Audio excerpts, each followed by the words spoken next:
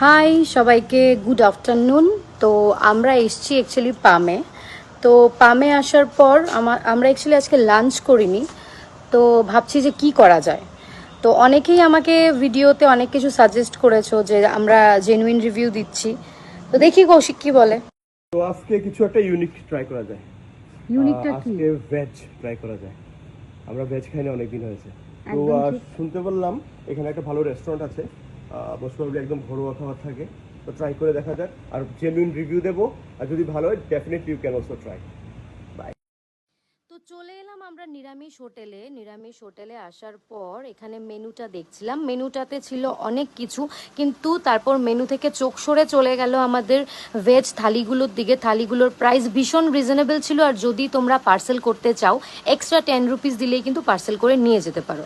এখানে রাইসের সাথে ছিল 3 রকমের ভাজা, কাঁচা কলা ভর্তা, আর এখানে ছিল ভিন্ডি দিয়ে সর্ষে চাটনি, আর এটা ছিল পটল পোস্ত, আর সাউথ ইন্ডিয়ান স্টাইলের একটা কিছু একটা কি বলে ওটাকে, ধোকার ডালনা ছিল। এটা এক্সট্রা ধোকার ডালনা, আর ওইটা ছিল ডাল, এটা ছিল পনির।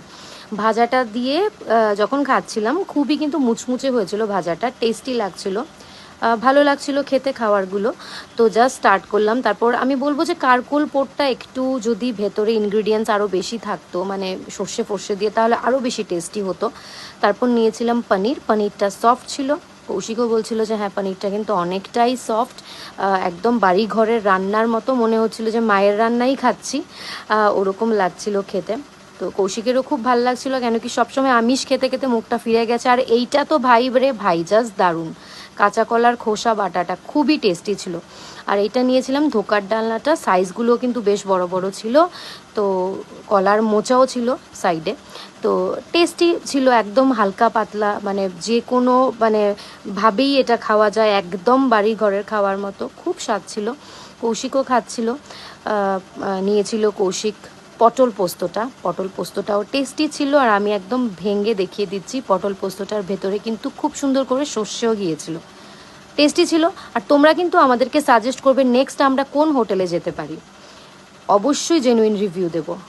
নিয়েছিলাম ভিন্ডি দিয়ে সর্ষেটা, ভালো লাগছিল এটাও খেতে। ওভারঅল কিন্তু আমি 10-এ ওদেরকে 7.5 না, আমি 8ই দেবো, কেন কি খুবই ভালো খাবার, একদম ফ্রেশ খাবার। তারপর ওই সাউথ ইন্ডিয়ান স্টাইলের যেটা ধোকার ডালনাটা, ওটাও কিন্তু খুব এক্সট্রা অর্ডিনারি ছিল। চাটনিটা আমার কাছে একটু কম ভালো লেগেছে, যেহেতু আমি একটু মিষ্টি খেতে ভালোবাসি, চাটনিটা একটু টক ছিল। এই হচ্ছে আজকের ব্লগ।